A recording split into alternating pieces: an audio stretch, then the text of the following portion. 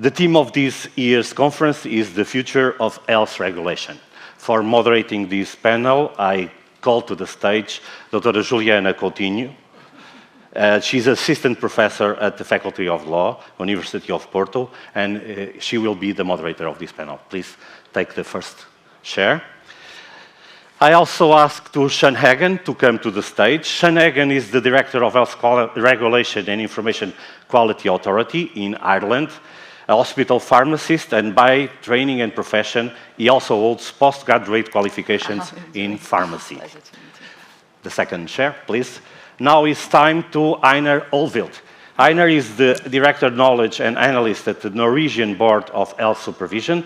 He has long work experience within healthcare regulation and has done research on how regulation can contribute to improve quality and safety. I now invite the Chairman of the Board of the Independent Health Regulatory Authority of Cape Verde, Dr. Eduardo Tavares. Eduardo Tavares holds a degree in pharmaceutical science, a post-graduation qualification in evidence-based health, and a master's in health economics and pharmacoeconomics. He has served as member of the Advisory Council of ARPHA. And last in stage, Marta Puscion, Senior Specialist in Cooperation Department, part of the Patients' Rights Ombudsman Office in Poland. Marta Puscion holds a degree in law from the University of Warsaw and from King's College of London, and she's currently pursuing her doctoral research in the field of medical law. For last information, I tell everyone that around 11 o'clock there will be served a coffee break, but the work in the stage will not stop. So at that time, who wants to take a coffee, drink some water, can go outside and enjoy the food and the drinks that are available. The food is not allowed to come in the room. Thank you very much. Dr. Juliana, the floor is yours. Thank you very much. Good morning, everyone. Welcome. I would like to greet everyone here, especially I think the chairman of Portuguese Health Regulatory Authority, Dr. Pimenta Marinho. I'd like to compliment you for promoting this debate on the present and future of health sector regulation from a national and transnational perspective. Transparency and trust in public administration and service can also be achieved through initiatives like this one. I would like to greet my fellow speakers. It's a pleasure to be here with each of you. Thank you so much for accepting this invitation that was addressed to you. It's a pleasure to hear from people with such a long and privileged experience on this subject. For now, let me start saying that regulation is essential to balance efficiency and sustainability with the guarantee of an universally and effective protection of rights in access to quality health care. At the same time, that tries to avoid market distortions and without changing the rationality of the sector itself. Good regulation is preventive and specialized. It's very important to understand the specificities of the health system and the characteristics of the population in order to implement a model of regulation that really works. In Portugal, a regulation of the health system is diffuse, carrying out mainly, but not exclusively, by Entidade Reguladora da Saúde. Alongside the Portuguese Health Regulatory Authority, Infarmed and Direção-Geral de Saúde also play an important role in providing healthcare provision. However, unlike Infarmed and Direção-Geral de Saúde, the Portuguese Health Regulatory Authority is an independent regulatory authority that is to say a public legal entity that is independent of the state and of the public and private interests that regulate. The purpose of an organic and functional independence is easy to understand. It's actually an end in itself. Like I was saying, independence of a health regulatory authority is very important to ensure stability in face of political changes. Second, to avoid the political or economical appropriation of its functions, and ensure the technical nature of the activity performed and the use of technical and scientific decision-making criteria. Independence also serves an essential purpose in regulation to establish and reinforce citizens' trust in the health services provided and in the regulation itself, serving as standard of legitimacy. The Portuguese Health Regulatory Authority is responsible for regulating the activities of healthcare providers in the public, private, social, and cooperative sectors. That is a question that I'm very curious to hear you about, because outside the scope of the Portuguese Health Regulatory Authority is the provision of care for the elderly, namely nursing homes or residential facilities. So I'm particularly curious to understand how this service and facilities are regulated in your countries.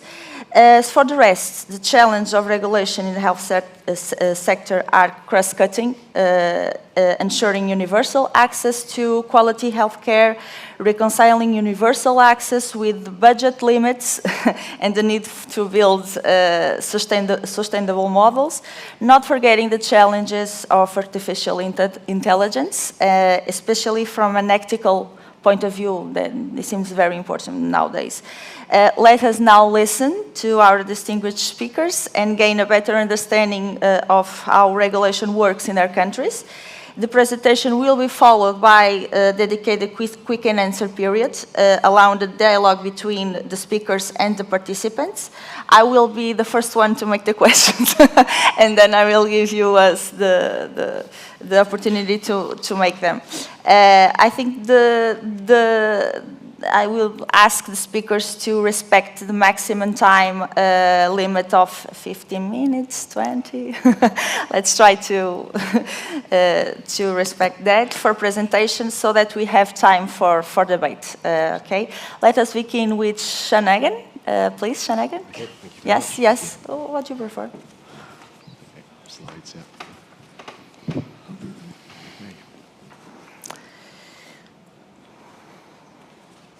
Bom dia. Can everyone hear me? Yes. Yeah, okay. I'm delighted to be here, and thank you very much to ERS for hosting this conference and also for hosting the SYNC Congress, which will be running in parallel. So, to introduce myself, my name is Egan. I'm the Director of Healthcare Regulation with the Health Information and Quality Authority, or HIQA. We're the health and social care regulator in the Republic of Ireland. I'm also a board member of SYNC, and I'm really delighted that we were able to host our Congress over the next couple of days with the ERS, and just to thank our colleagues for all the organising in relation to that piece of work. So for today, what I'm going to do is if we just move on to the next slide, I'm going to talk you through and give you an understanding of the nature of our organisation, and then talk about a number of the different challenges as we see it in terms of our current and future role. To explain who we are an independent authority. We're publicly funded, but we are independent from healthcare providers. And we were established in 2007 to improve the safety and quality of health and social care services in Ireland. So we are a regulator of both health and social care facilities, but we're also much more than that. So we have a role for health technology assessment. We have a role for promoting health informatics. And my role is to oversee a responsibility for our healthcare regulatory functions, which are established but are growing all of the time. So we have a responsibility for regulation around radiation protection. We also monitor healthcare facilities against nationally mandated standards that we develop. And more recently, we've been asked to take on a number of different functions arising from European legislation in a number of key areas. So we have become what is known as the competent authority under the Critical Entities Resilience Directive, which is a directive mandated by the European Commission around critical resilience of certain key entities. We are also in exploration of a potential role, which is somewhat out of our current comfort zone, around cybersecurity regulation. And one of the things I think that is worth noting is that in an Irish context, we had a very serious cyber attack on our health system there about 3 years ago, which was entirely paralyzing for a number of weeks. In terms of it being a new challenge for us, we also see the importance of that. And there are other areas that we will need to explore as we go forward, adapting to what is an evolving environmental situation for us. So if we move on to the next slide, please.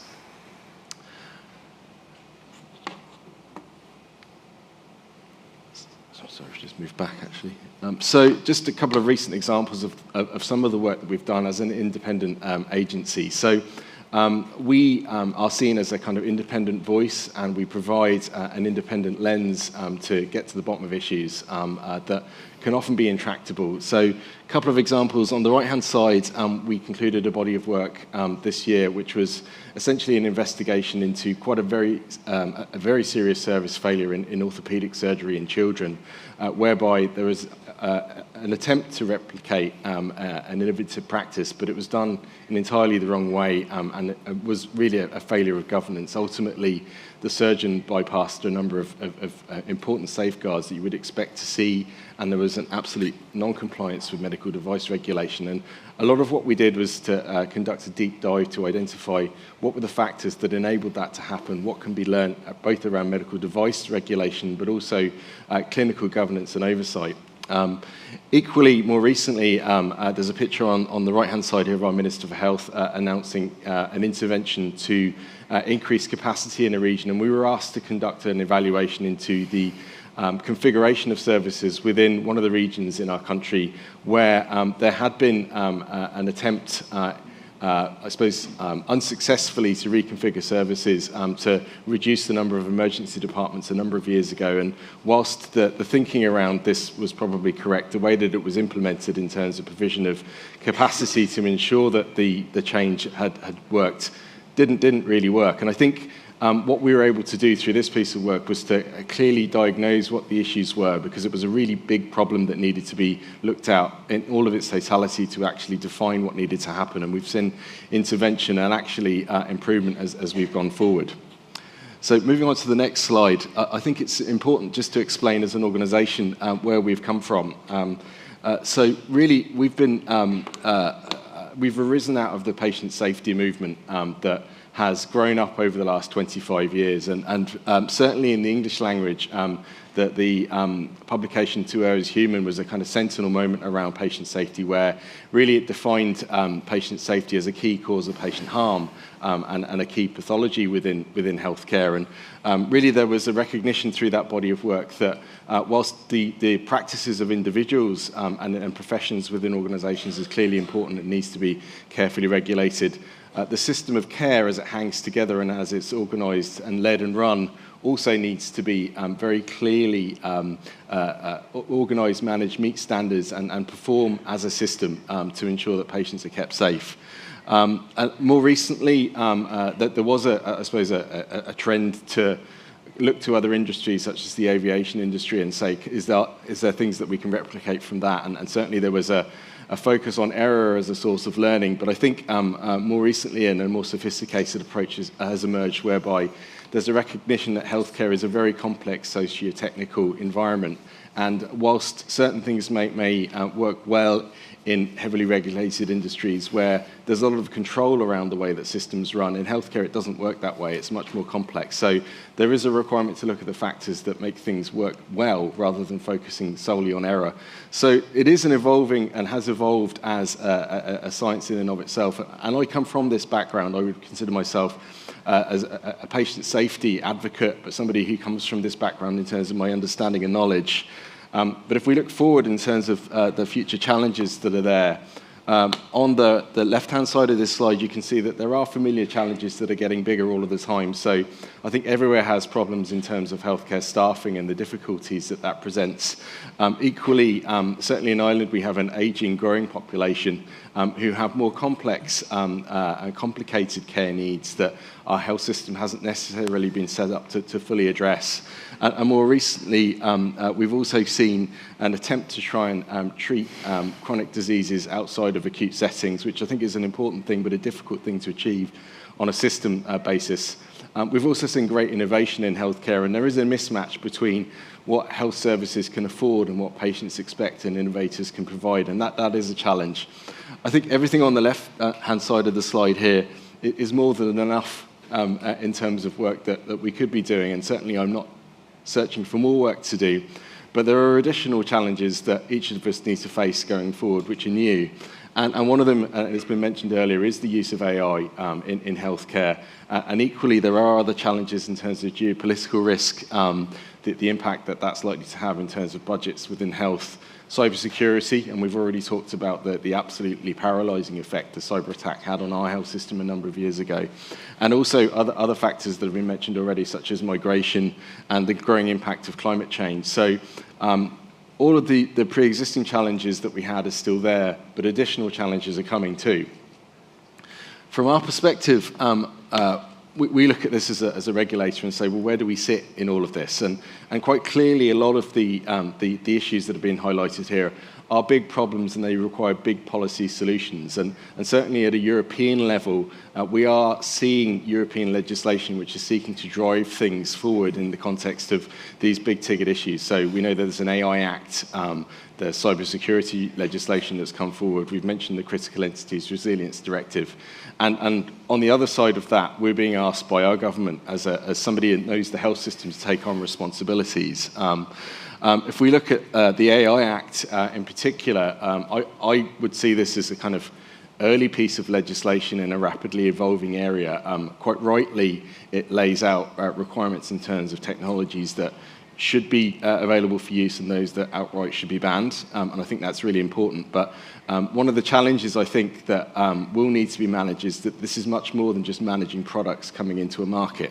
It's also about how this technology is applied within the context that we've talked about, the very complex socio-technical context of healthcare that as systems regulators we're familiar with. And ultimately, one of the things that I think is perhaps missing and something that we can bring to the table as part of this is the fact that we understand systems, we understand leadership, governance and management, and the absolute criticality in ensuring that the institution as an organisation is very clear from an accountability perspective around what technologies are being used, how they're being used, how they're being monitored in terms of safety, how they interface against each other, and how patients are ultimately both receiving benefits but are receiving those benefits in a safe way.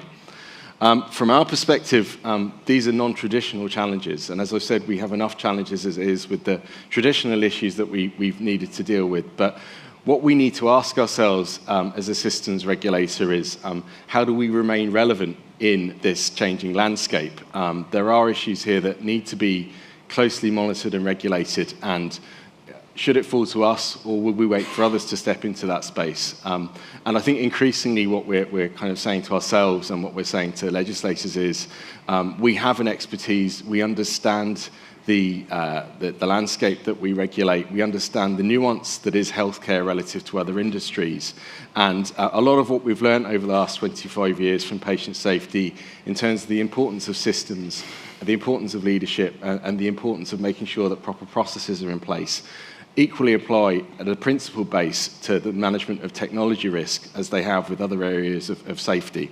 So what we need to ask ourselves is, do we embrace these new potential roles or wait for others who may not understand the healthcare context? So, as I said, how might we add value in this way? Well, we have experience, and we are objective, and we are independent, so we are already pre-existing. We are a trusted voice, and we have competence in a number of areas, albeit I wouldn't regard myself in any way to be an expert in AI technology, but I understand the principles of how these things need to work safely. And the other thing to note is that these areas of risk aren't independent of the areas of scrutiny that we already look at. In fact, they'll be integral to those areas that we already look at. So I think in terms of remaining relevant, it is something that we are likely to have to embrace, and embrace quickly given that the pace of technological change that's occurring. Just very briefly, a couple of quick slides. In terms of the brief around what I was informed we would be talking about today, one of the things that I know there was a keenness to discuss is proving our value as a regulator. And I think it is a challenge in terms of being able to point directly a line from an intervention that we've made to, I suppose, improvement or change, because one of the challenges of regulation is it wouldn't be ethical to not do the work you do in a certain part of the population you have. So you can never have a control group. And the other issue that we have is that a lot of the things that we're looking to influence aren't necessarily within the direct gift of the regulator, and they take often many years to change. So I suppose just a quick kind of word of thought on that. And I think sometimes that we're a bit unkind to ourselves as regulators, because many of us, or most of us, come from a very kind of technical and scientific background, and we love to see the scientific proof of cause and effect. But I would argue that regulation is actually as much political as it is scientific. And I think one of the things that we need to remember is that a lot of what we're looking to try and influence is very big ticket. If we go back to the examples of the bodies of work that we published this year that I referenced, the one on the right around children's surgery, in the first instance, it's prompted very significant change in our country around medical device regulation. What we're able to point towards is an absolute change in terms of the overall governance of medical device use within the health system. And equally, it's also raised very significant questions around the nature of supervision, accountability, and clinical governance within the medical profession as well. So there is a body of movement that's ongoing looking at what accountability means, what senior clinical leadership means, and how that needs to actually work in practice. So I think if we take the example around the reconfiguration of services, again, we're able to point to investment as a consequence of the work that we've done. So really, for me, I think the way that regulators such as ourselves can prove our worth is to not worry about the small detail, is to look at the big ticket item and to look at what the person in the street can point to in terms of the influence of our work. And that can take quite a number of years to actually implement. Clearly, we have a responsibility to make sure that we focus on the right issues and that we don't divert attention away from things that really need to be looked at. But in choosing the areas that we do choose to focus on, I suppose be confident in the fact that we can have an influence in terms of the role of scrutiny, and also not to worry about the finer detail and look at the bigger picture in terms of impact. So I'll finish there and hand over to my colleagues, but thank you very much for your time.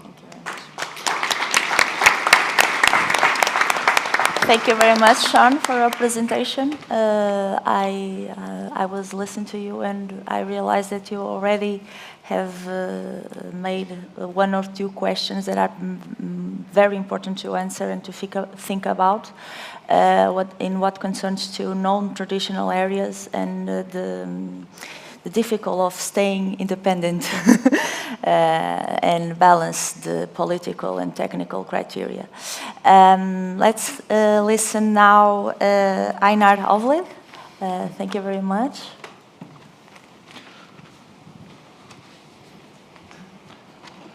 Thank you very much. It's an honor being here. My name is Einar Hovlid. I'm with the Norwegian Board of Health Supervision, and I'll talk about the more overall future challenges that we face as regulators. So, we live in societies, and these societies can be considered a complex reality. There are many service providers out there. We have school, hospitals, nursing homes, and these service providers are there to uphold important values for individuals and for society as a whole. Example of such values can be that we should have access to treatment when we need it, compassionate care. Like you talked about the nursing home, if you get the need to be in a nursing home, you should actually be able to receive that when you need it. And these values are really, really important for us as individuals. But they are also important for society as whole. Because if these values are not upheld on an individual level, that will be a breach with a sort of unwritten contract that we as individuals have with society as a whole. So these values are also really important to uphold the way democracies and our societies work. And I think that we as regulators play, and will even in the future play, a more important role in upholding these values. Because as Sean pointed out already, these values are under pressure because of lack of personnel, lack of resources, changing political systems. And we as regulators are there to uphold these values because they are so important for society as a whole. And we know from experience that these providers are not always doing a good enough job to uphold these values. And because it's so important for society, we are there and we do regulation. And when we do regulation and regulate this, we cannot really deal with this complexity. So we need to reduce the complexity into something I've called a regulatory object. So we reduce the complexity into something that's manageable and that we are able to regulate. And I'll give you an example. One important value is that people who need services from different providers who have complex needs need integrated care. That's a really important value for individuals, but also for society as a whole. So how should we then regulate integrated care? One way it could be done is to look at if you comply with certain rules and standards, like the law that you talked about. And I don't know about Portuguese law, but in many places there will be laws like stating that you have a right to a coordination plan, or there should be a coordinator. And this is regulatable. So we could go out there and look and check out in this complex reality of service providers. Do they provide you with a coordination plan and a coordinator? And if you do not do that as a provider, you would have to change.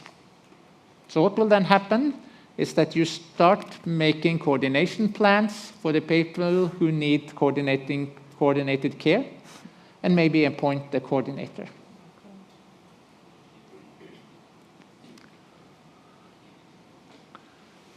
So what research shows is that regulation can contribute to change in these complex systems. But the really, really important thing is that regulation should not only contribute to change in this complex reality, it also needs to contribute to improvement in these basic values that I talked about. And this is one of the biggest challenges that we face as regulators. Because not all change is improvement. If you have a coordination plan and you have an appointed and coordinator, that is not the same as receiving integrated care.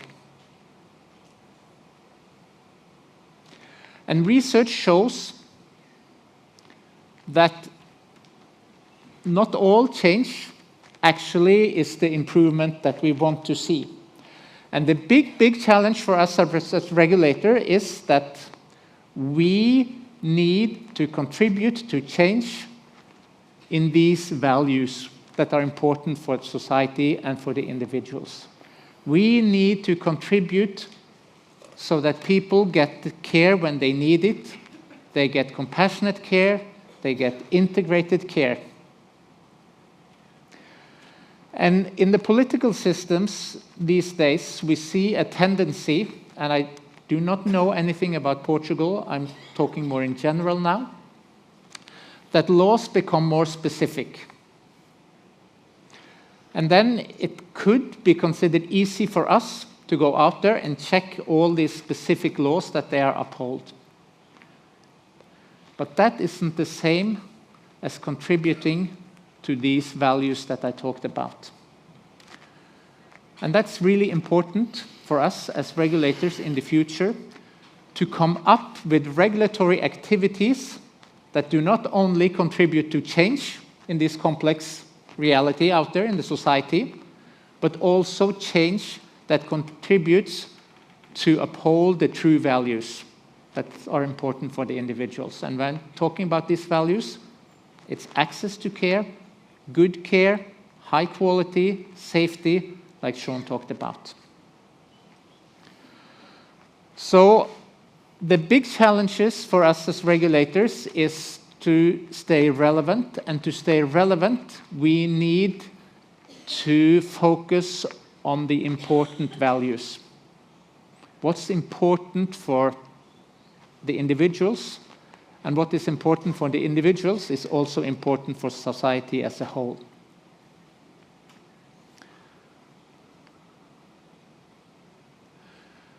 Another big challenge that I would like to address and touch upon briefly, like Sean did, is the use of AI. Because of the pressure on these systems today, the constraints when it comes to lack of resources, lack of personnel, we need technology to drive innovation so that we could deliver high quality care also in the future. And AI holds big promises to help us do that. That's one side. But on the other side, we also need to safeguard rights of the patients, rights of the individuals, and uphold patient safety. And the big challenge is how should we, as regulators and society as a whole, balance these two? We should not stifle innovation. We need to balance and safeguard so that we can use technology to provide more services. And there is a drive today looking at AI, as also Sean mentioned, to regulate it as a product. And that is important, and we need to regulate AI as a product. But that is not enough. Because even though AI is regulated as a product and it's considered safe to use, it will be applied and used in many, many different settings in this complex reality that I'm illustrating here. It will affect the way we cooperate. It will affect the work processes. In essence, AI will affect quality and safety in ways that cannot be regulated only as a product. We also need to look at how AI is applied in complex organizations. And that's a really, really important task. And as Sean also mentioned, I don't think we can do that individually. And also the first speaker talked about the need for international collaboration. It's a big task. Technology is moving fast. We are regulating big corporations, small corporations. AI is delivered internationally. So AI that will be applied in Norway is not based in Norway. So how can we then regulate it when it's based in a different country? So these are challenges that we will face, and we will need to cooperate together to be able to address these challenges. To sum it up, the overall challenges that we face as regulators is that there are values that are important for individuals. And as regulators, we should focus on these individual values, that they are being upheld, because they are so important for individuals and society as a whole. And with changing political systems, I think that our role as a regulator will become even more important in the future than it is today. And when we regulate, we have to think carefully about how we do it. What regulatory activities do we put in place to really uphold these values? And we should be aware of the fact that not all change is improvement. So we need to consider carefully how we regulate, so that we regulate in a way that there will be change, and change that leads to improvement. So I think I'll stop there. Thank you very much. Thank you very much.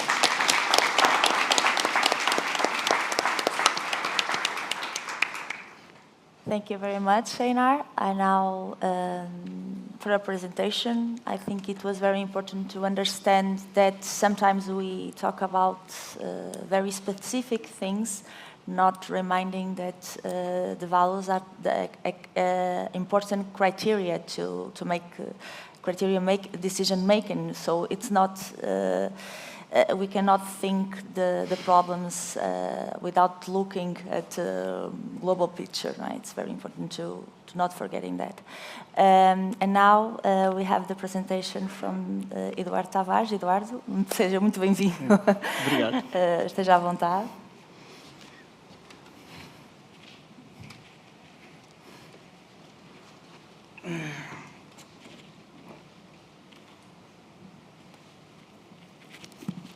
Bom, muito bom dia a todos.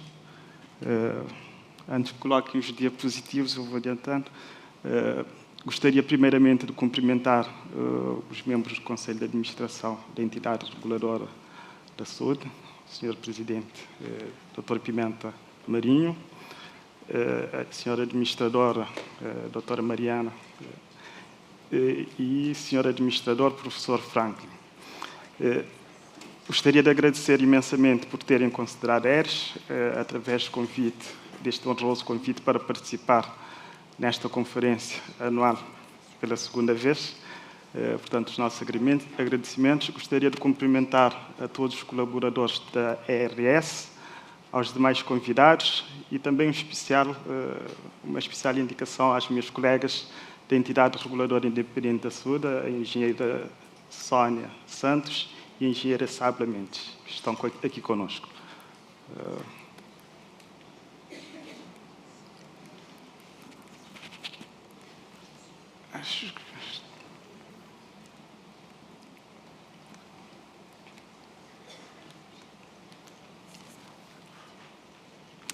Muito bem. Bom, falar... Antes de mais, eu penso que, equivocadamente, foi anunciado que o painel seria 100% na língua inglesa, entretanto, parece que vão ser 25% em português e 75% em inglês. Falar deste tema da regulação e os desafios futuros na regulação são extremamente importantes, e trazer aqui a perspectiva de Cabo Verde é extremamente importante, porque pudemos constatar, através das apresentações anteriores, que efetivamente persistem alguns desafios que, apesar dos estágios de desenvolvimento diferenciados entre os países, existem desafios que são muito comuns. Cabo Verde é um pequeno país insular da costa ocidental da África, com cerca de 4.033 km², composto por 10 ilhas, sendo 9 delas habitadas. Tornou-se independente em 1975, a língua oficial é o português, e neste momento temos cerca de 500 mil de habitantes, portanto, com uma diáspora significativamente maior do que a população residente. A nossa capital é a cidade da Praia, na maior ilha, que é a Ilha de Santiago.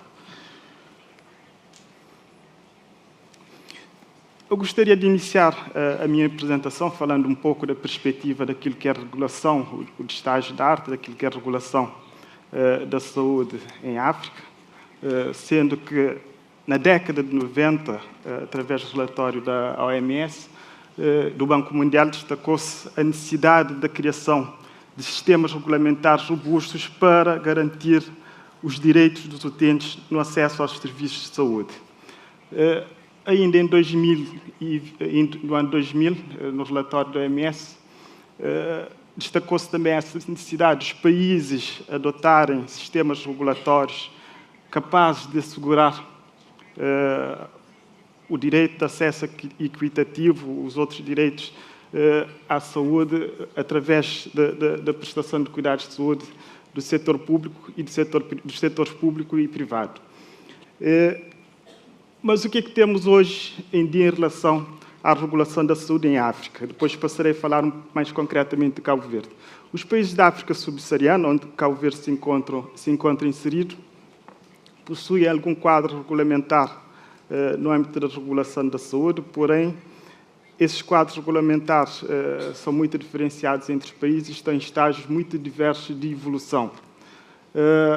Existem, normalmente, normas sobre licenciamento de instalações e profissionais através dos Ministérios da Saúde e das ordens profissionais. Entretanto, podemos dizer que a regulação atualmente existente carece de uma evolução mais rápida, tendo em consideração que o que acontece na maior parte dos países africanos é que a regulação da saúde ainda é feita de forma direta pela administração direta do Estado. Isto significa através dos Ministérios da Saúde e, portanto, poucos países na África subsaariana têm entidades reguladoras independentes que possam se distanciar naquilo que é a regulação tanto do setor público como do setor privado da saúde. E isso traz algumas complicações, nomeadamente quem provê os serviços de saúde também é quem decide, quem regula esses próprios serviços. E, portanto, ali há um conflito de interesse muito grande que acaba por atrasar uma evolução mais rápida dos sistemas de saúde e da prestação de cuidados de saúde nestes países. Existem normas para a prestação de serviços, nomeadamente em termos de qualidade e prevenção de infecções, controles de preços que, em alguns países, existem, em outros não.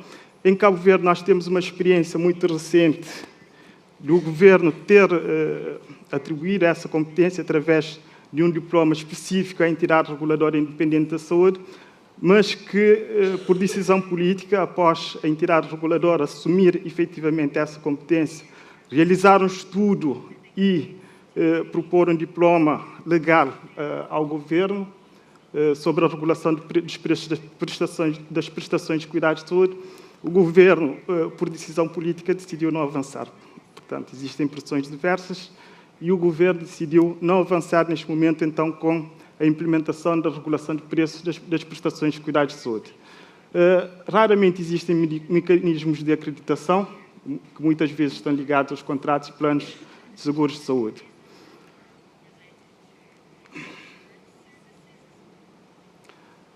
A regulação da saúde em Cabo Verde.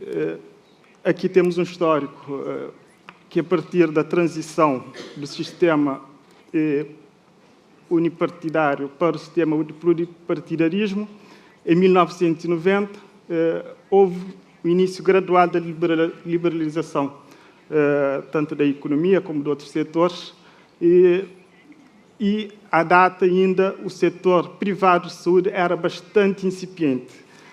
Isto porque o Estado de Cabo Verde, após a independência, decidiu centralizar todas as prestações de cuidados de saúde a nível dos ministérios, do Ministério da Saúde, no caso. E, portanto, a própria legislação do Sistema Nacional de Saúde falava muito no Serviço Nacional de Saúde e muito pouco naquilo que era o setor privado. Portanto, existia um desequilíbrio muito grande entre aquilo que era a prestação de cuidados de saúde no setor privado e aquilo que era o setor público.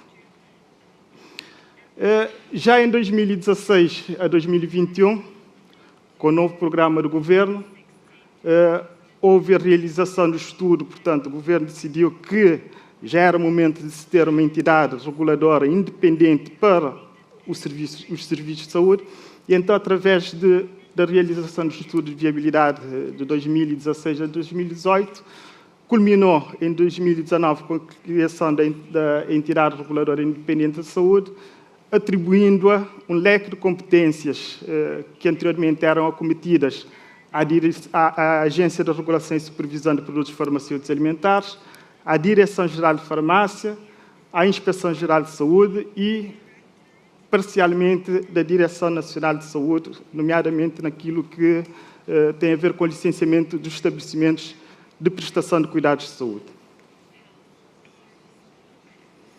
Portanto, a entidade reguladora da saúde acabou por ser criada com 3 áreas de intervenção muito claras, sendo as atividades ligadas aos produtos farmacêuticos, o setor alimentar no que se refere à segurança sanitária dos alimentos e a regulação de estabelecimentos de prestação de cuidados de saúde.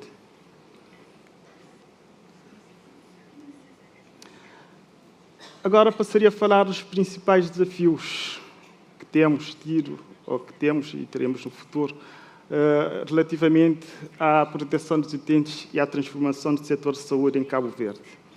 Portanto, a regulação do setor de saúde em Cabo Verde tem um desafio muito grande, já o tem e continuará a ter no futuro, que será de equilibrar a proteção dos utentes com a transformação do setor. Cabo Verde é um país que tem evoluído muito em termos de saúde nas últimas décadas, e isso cria uma pressão muito grande, uma demanda muito grande da população, sempre por mais e melhor saúde.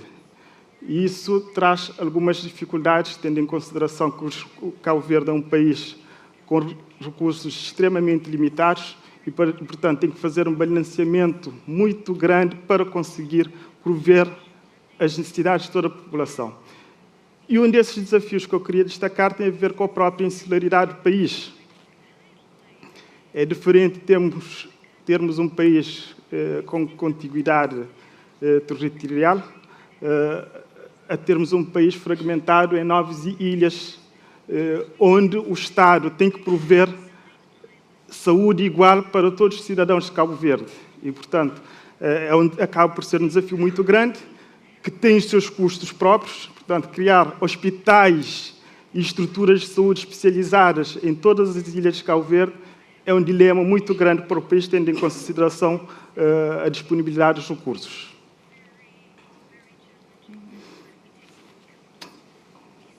Portanto, temos aqui alguns desafios, que é a aplicação desigual, tem a ver com a aplicação desigual dos direitos dos utentes, tendo em consideração que essa falta de contiguidade territorial leva a que populações mais periféricas, das ilhas mais periféricas, menos densas populacionalmente, não tenham acesso facilitado a determinadas tipologias de prestação de cuidados de saúde. E o próprio setor privado, portanto, Cabo Verde tem uma economia liberal, o próprio setor privado acaba também por procurar se instalar nas ilhas mais populosas, e isso acaba por agravar ainda mais essa situação de aplicação desigual dos direitos dos utentes.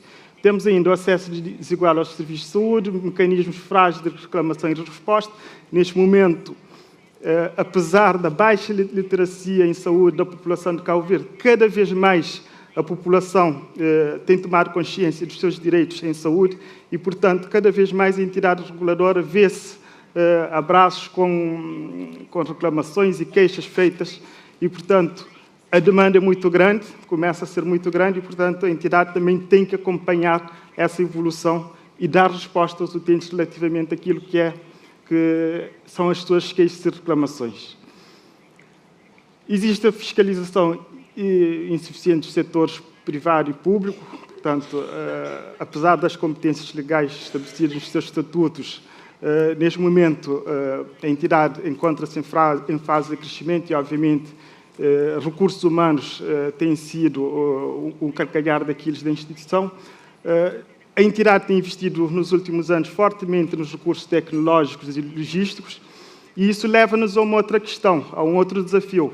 Apesar de sabermos que neste momento temos recursos humanos bastante limitados, dotar neste momento a entidade de novos recursos humanos acaba por nos levar a um outro desafio. Se estamos a investir fortemente neste momento em recursos tecnológicos, dotar a entidade de mais recursos humanos no futuro pode tornar-se um problema. Portanto, podemos ter ali um grupo ou uma camada elevada de recursos humanos que não terá funções muito claras dentro da instituição, tendo em consideração que estamos a trabalhar em duas frentes. Otimizar os recursos humanos existentes na instituição, mas, ao mesmo tempo, dotar a instituição de recursos tecnológicos modernos que possam facilitar o trabalho dos técnicos que ali elaboram. Aqui temos vários desafios, mas eu estou a ver que eu já ultrapassei o meu tempo. Eu gostaria aqui de ressaltar a questão dos fatores culturais. Tanto Cabo Verde como outros países africanos, os fatores culturais acabam por impactar de forma significativa naquilo que é a regulação da saúde, naquilo que são os próprios sistemas de saúde. A título de exemplo, em Cabo Verde, nos casos de morte, o que acontece é que os familiares recolhem o cadáver na casa mortuária da estrutura de saúde e levam para casa. Portanto, isto é um problema cultural. Culturalmente, entende-se que em Cabo Verde, entende-se que o morto tem o direito de se despedir da família em casa, despedir dos seus bens, do seu lar, e, portanto, o cadáver é transportado para casa pelos próprios familiares, e aí lhe fazem o velório, e só depois o cadáver é transportado para o cemitério para sepultamento. E isso é um grande problema de saúde pública que temos que resolver, tanto a nível do governo como a nível da regulação, para que, efetivamente, as regras e as boas práticas internacionais possam ser cumpridas em Cabo Verde. Portanto, penso que este será o último slide,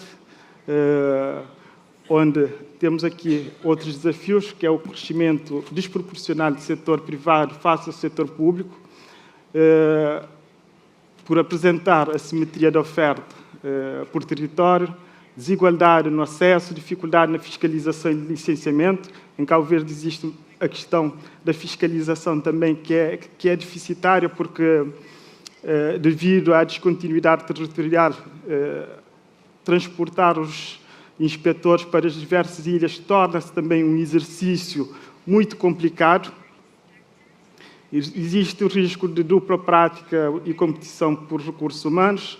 Portanto, os recursos humanos, tanto no setor, principalmente no setor público, acabam por migrar para o setor privado devido às melhores condições que aí são fornecidas.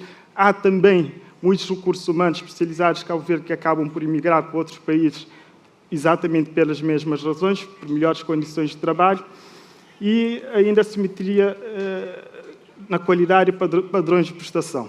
Historicamente, em Cabo Verde, o setor, só para concluir, sei que já ultrapassei muito, mas, em Cabo Verde, o setor público, por ter uma regulação direta do próprio Ministério da Saúde, foi um setor que evoluiu mais lentamente em termos de qualidade. O Estado exigia muito ao setor privado em termos de regulação, do cumprimento dos requisitos técnicos e regulamentares, mas o setor público evoluiu menos. E no momento que foi criada a entidade reguladora independente de saúde, deparamos com essa situação de haver essa desfasagem em termos de qualidade de prestação no setor público e privado. Portanto, é um desafio muito grande, porque estamos a falar de um poder político onde faltam recursos e, portanto, mesmo que a entidade reguladora entenda e faça recomendações ao governo sobre como devem ser os requisitos, como devem funcionar essas estruturas, existe uma grande resistência, não porque o governo não quer que as coisas funcionem melhor, mas também tem a questão primordial em termos de recursos para implementar todas as recomendações que são feitas pela entidade reguladora. Eu iria parar por aqui, tendo em consideração que já ultrapassei muito o meu tempo, pedindo desculpas por isso. Muito obrigado.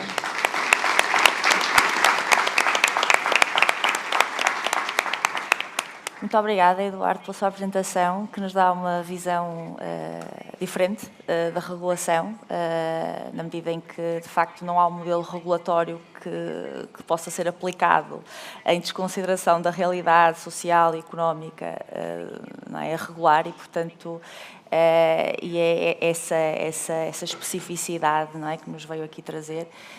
E felicitá-lo, porque de facto é uma entidade reguladora muito jovem, não é? Que já com muito trabalho feito e com dificuldades que não são superáveis a curto prazo, não é? E, portanto, é um projeto, é um plano a médio e longo prazo para que as coisas melhorem, não é? Como o Einar estava a dizer, para que as alterações signifiquem efetivamente melhorias e não sejam fins em si mesmo. Não é? Muito obrigada por isso.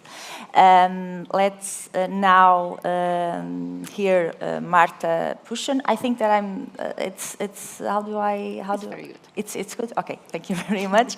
Let's now hear Marta. Marta. Okay, thank you.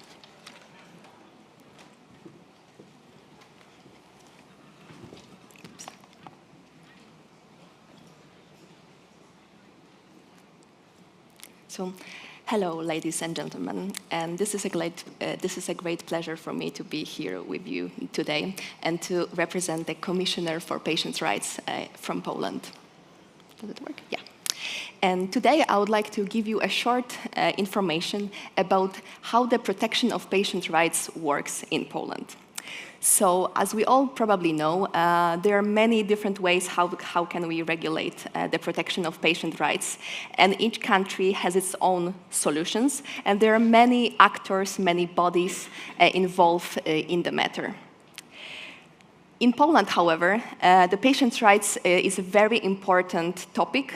Patients' rights are considered to be the fundamental rights, and they are quite strictly regulated. We have a special act on patient rights and the Commissioner for Patients' Rights, where you can find 11 the most fundamental, the most basic rights that each and every patient in Poland possess.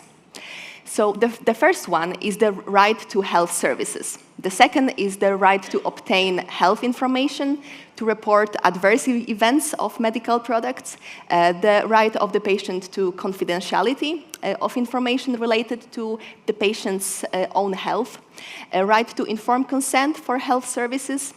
A patient also has a right to object the opinion of the physician, right to respect the patient's privacy and dignity, including what I think is a very important right, including the right to heal the pain.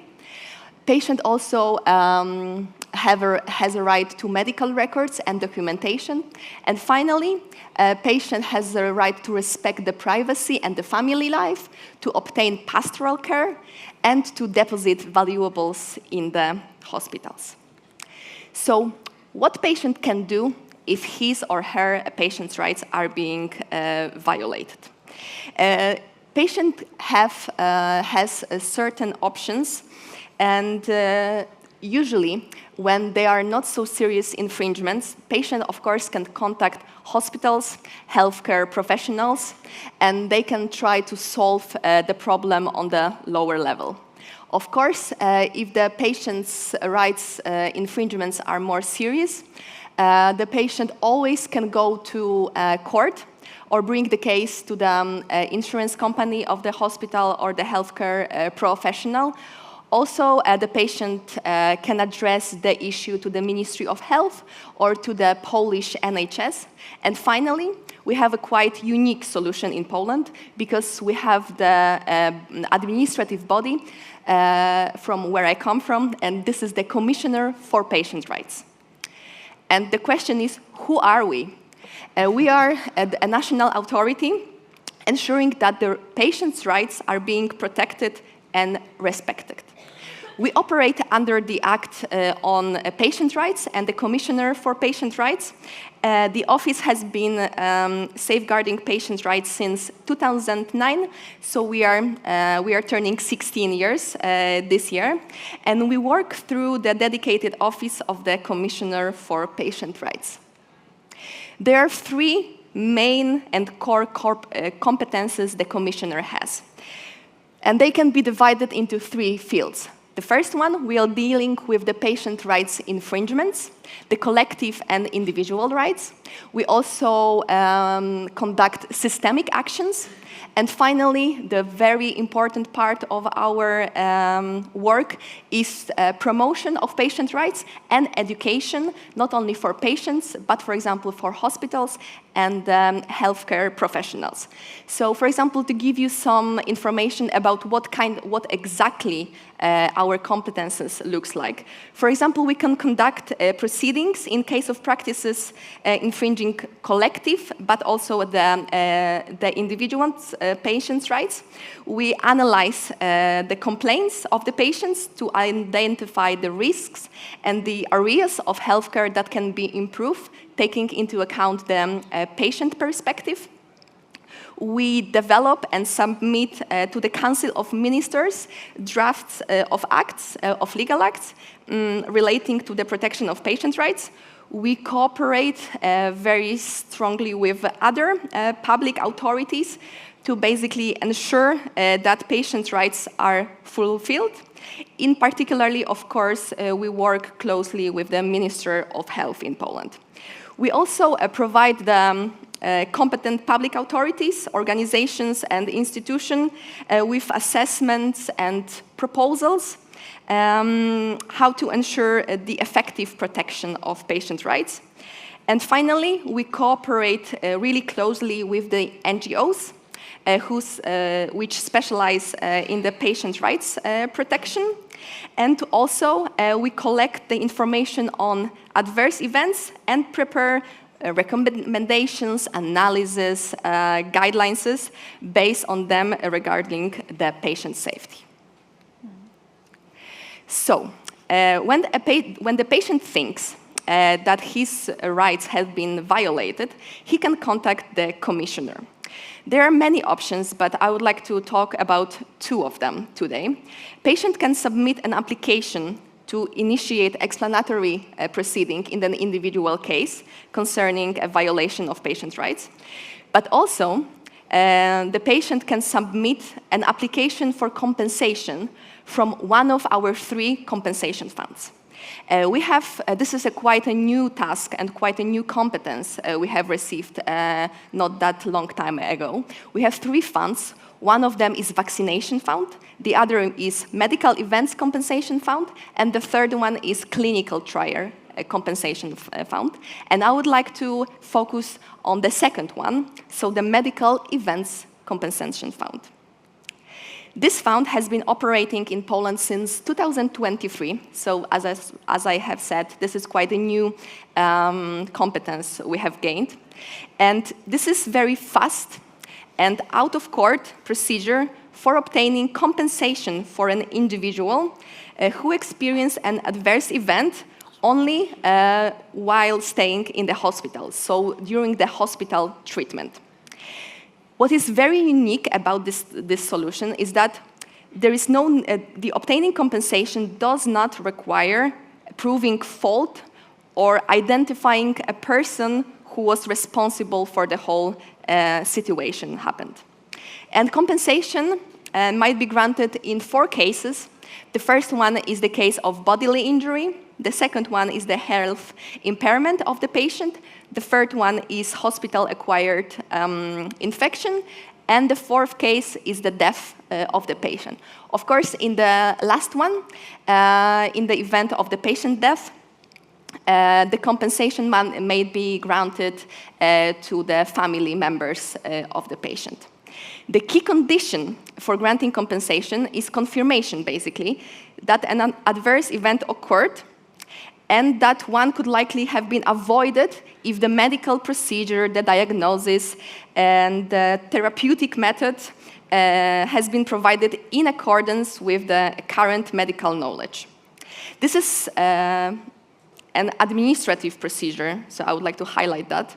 So when the patient agrees on the compensation, he cannot get the compensation from the court. However, it does not exclude any other liabilities, so the professional or the criminal liability in the matter. Okay. And the data from 1.5 years of the fund operation shows that the compensation is very fair for the patients. However, still in the most extreme cases of the violations, it is still worthwhile for the patients to seek the compensation from the court. And what are the data? Around 550 patients have received the compensation so far from the fund.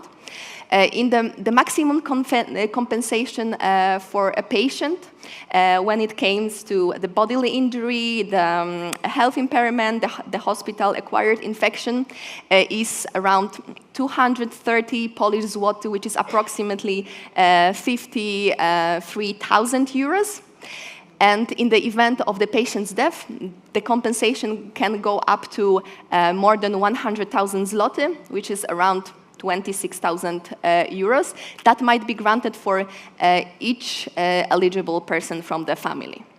And what I think is the most important, during 1.5 years of the operation of this fund, only 2% of the compensations have been rejected by the patients.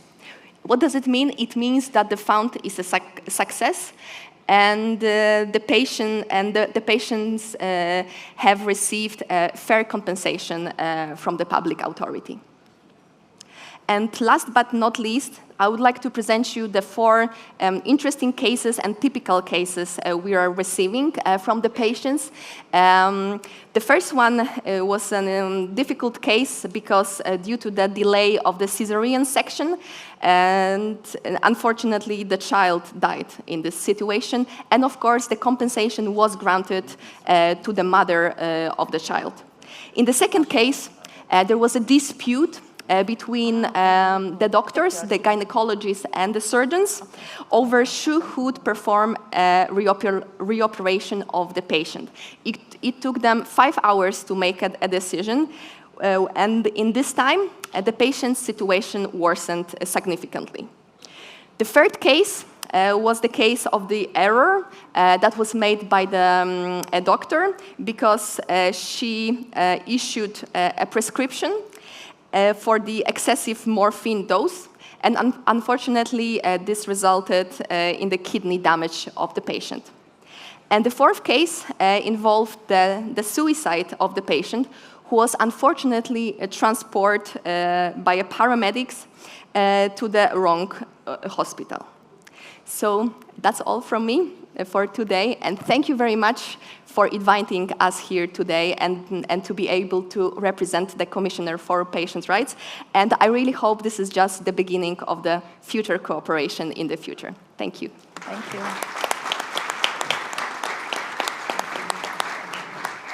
Thank you, Marta. I'm amazed by your presentation, because in Portugal we don't treat liability in the same way, because liability issues are decided by court, not an administrative question. Mm-hmm. And for what I understand, you treat that question like an objective responsibility. You don't. It's not necessary to prove the. Okay. No. So with this compensation fund, we are not looking for the person responsible. We are not looking for the responsibility and liability. We just want to make sure whether this event has happened or not.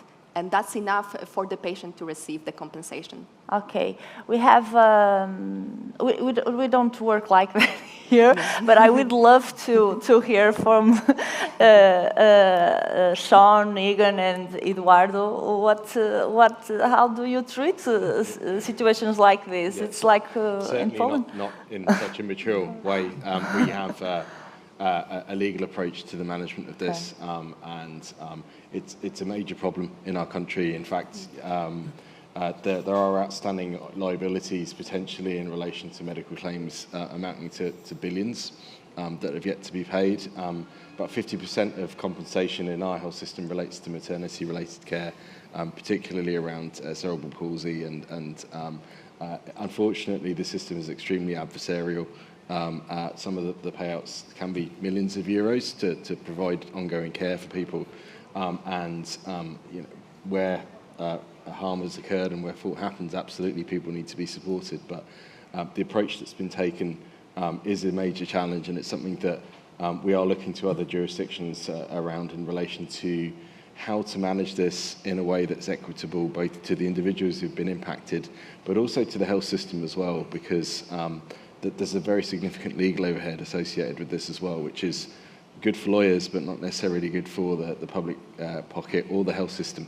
Yeah, and the patient, because in Portugal they wait too much time to have a legal decision. It's not very fair, and because it's a subjective responsibility, they need to prove the fault, and it's not very easy to prove. So it's a long way till the end. And in Norway, I think we have a similar system. A similar, than objective. Poland. Yes. I think in Nordic countries it's the same. Okay. Yeah. So similar system, administrative system, not the burden on the patient. You don't have to prove any liability. You can file a complaint. It doesn't cost anything, and then you will have compensation if you fulfill certain criteria. That there was, in fact, something that was not in line with good practice, and that it affected the outcome. That's amazing. Yeah, and so it's the same system, and also the compensation will vary, and I think in Norway it will even be higher, especially if you. There have been cases with children who have then been impaired in some ways, and that will affect the rest of their life. So you will have to rebuild the house and things like that, so the compensation will be quite high. I think we've seen cases up to €1 million. Okay, in Portugal we don't have the same standards. Yeah. They are a little bit different. I don't know what's happening in Cabo Verde. Bom, em Cabo Verde, nós seguimos pouco daquilo que se faz em Portugal, talvez pela ligação histórica que temos com Portugal. Obviamente que, perante uma queixa, uma denúncia, a entidade reguladora é responsável por fazer toda a investigação para determinar os factos ocorridos. Entretanto, caso o utente queira ser ressarcido, tem efetivamente que recorrer aos tribunais para que possa ser julgado o caso e ressarcido caso tenha razão. Sim, de facto é uma resposta que considera em absoluto, não é, os direitos dos utentes. Mas é curioso, não é, vermos esta comparação, porque de facto temos sistemas muito parecidos, não é? O nosso assenta numa responsabilidade subjetiva por factos ilícitos, com dificuldades muito significativas em matéria de prova, quer da culpa, quer do nexo de causalidade. As ações, por sua vez, demoram, enfim, bastante tempo, porque a forma de processo é uma forma de processo não urgente e, portanto, nada está resolvido em menos de 2 anos e, portanto, perceber que temos sistemas em que, enfim, está previsto um modelo de responsabilidade objetiva e que a questão é tratada administrativamente é sem dúvida refrescante. Portanto, muito obrigada por essa perspectiva. Eu, por acaso, já tinha a ideia que os países nórdicos tinham um modelo objetivo de responsabilidade por atos médicos, mas não tinha ideia que isso funcionava, enfim, desta forma, sem necessidade de recurso aos tribunais. Com a pendência que nós temos cá em Portugal, enfim, se calhar poderia ser eventualmente uma solução a considerar. Muito bem, eu tenho aqui, I have another question other questions that I would like to hear you about. How do we effectively measure the impact of regulation on patient outcomes and safety beyond simple compliance metrics? How do you... Yes, maybe I'll start on this. So in the last part of my presentation, I talked about this, and I think you can be very kind of didactic in terms of looking at particular measures that you've driven or issues that you've kind of moved forward in terms of the requirements of legislation. But I actually think that doesn't really mean very much to people who use services. And in fact, often what you end up doing is influencing inputs rather than outcomes.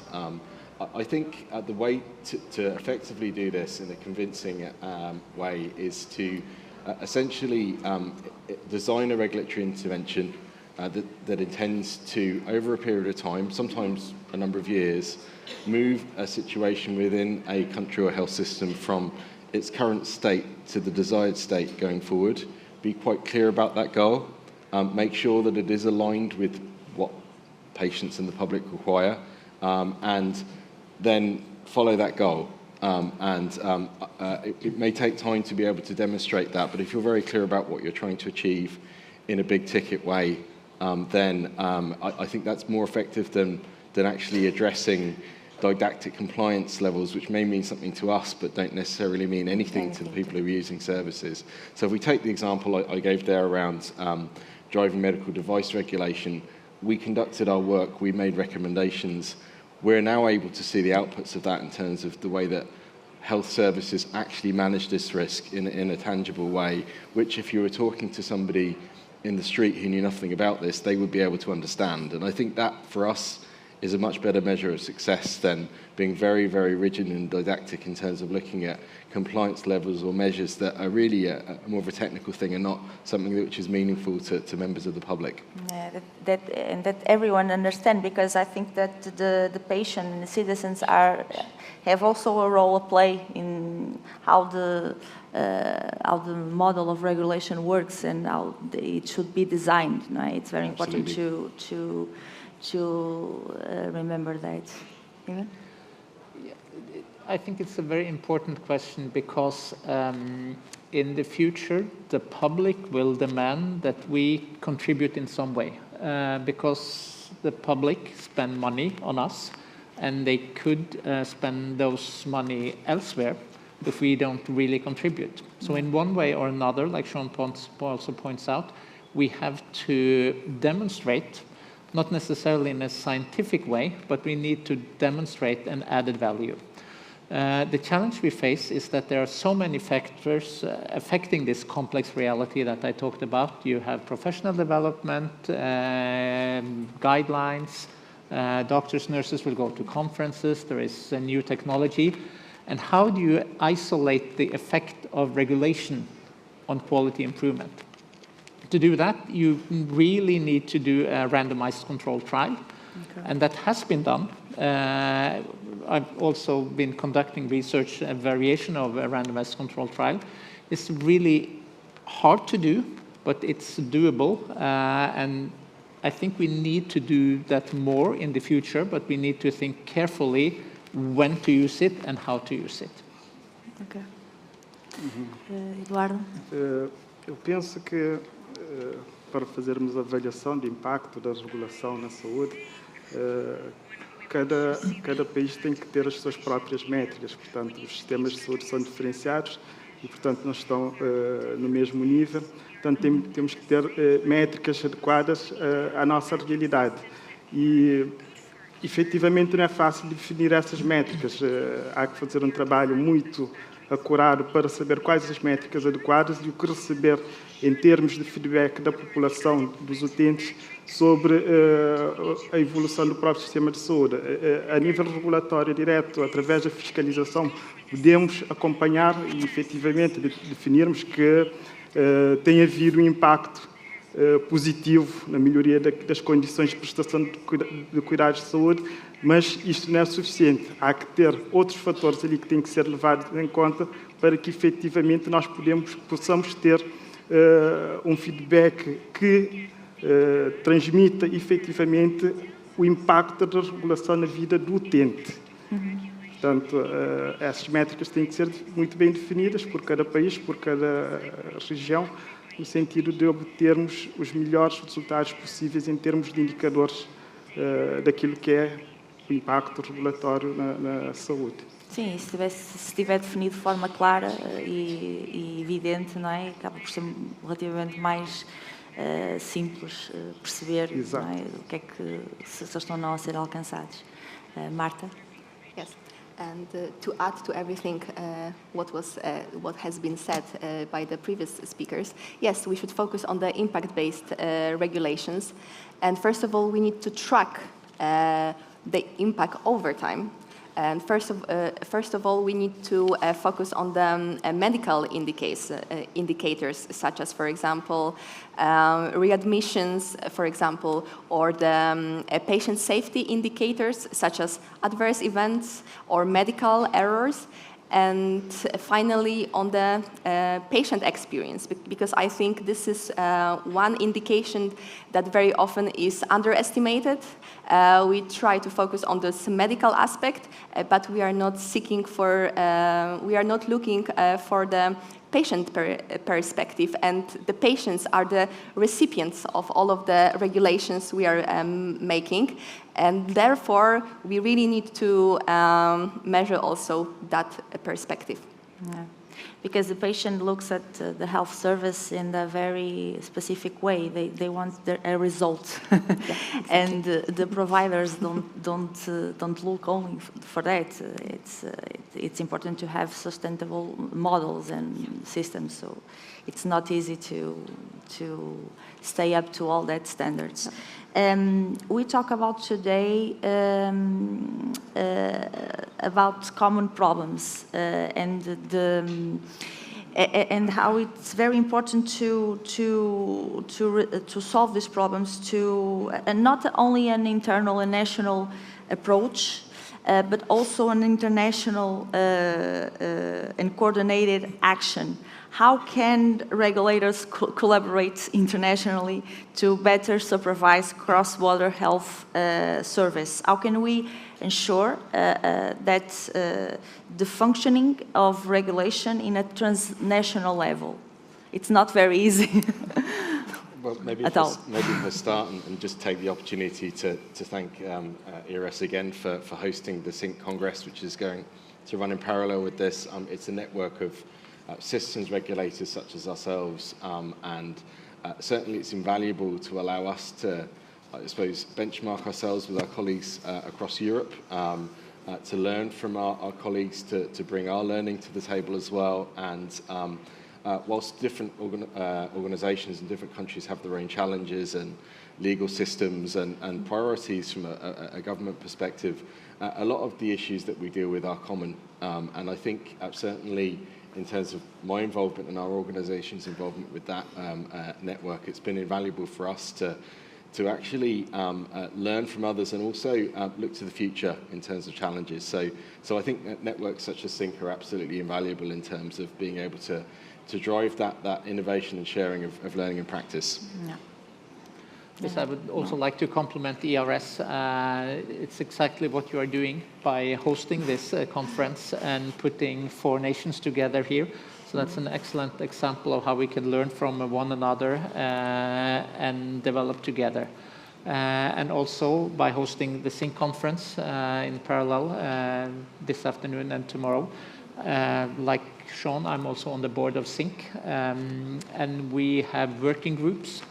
For instance, for patient participation, patient engagement, and that's a group where people from different countries meet on teams, discuss different approaches and learn from one another. So that's one of the successes. And I think it will be even more important